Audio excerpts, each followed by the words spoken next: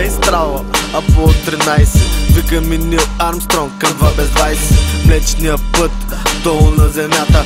Тъпче ги нещо, искам, просто съм над нещата. Говориме на лек, нас не ни хваща спек. Правим стари шлагери да звучат хай-тек. Майк чек, рек и има ефект. От тук нататък става само факт, пей ми дай чек. Никога не съм се напъл да ги стигна.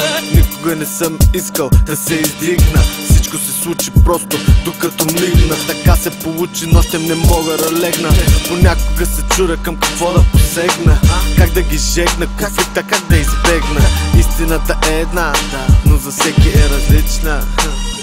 Звездите, звездите, звездите, звездите, звездите, звездите, звездите. В България една луна, една еба.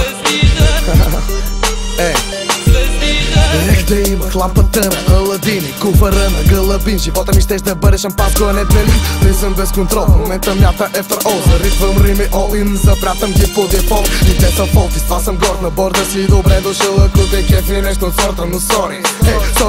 Сори, ма не ме боли, когато вали. Не съм Милко Борис, дали или пък Константин. Аз съм друг вид господин и моят трак не поносиме. За голяма част от малкото стилът ми няма име. Като приток на адреналини иде този ритъм и връхлитам да пукна кофтито с жарската. Хай лайфа е маскарад. Изобщо неща да бъда от звездите, брат.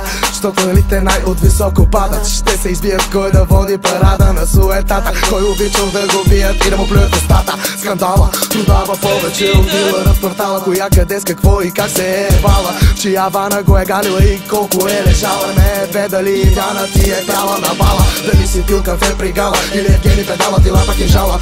Грам не ме засяга, за мен си известен, но жалък вълък. Затова от тук нататъка по тази тема мък. Кътък. Звездите, звездите, звездите, звездите, звездите, звездите, звездите, звездите,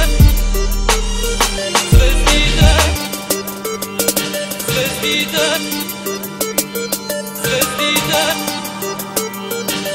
звездите,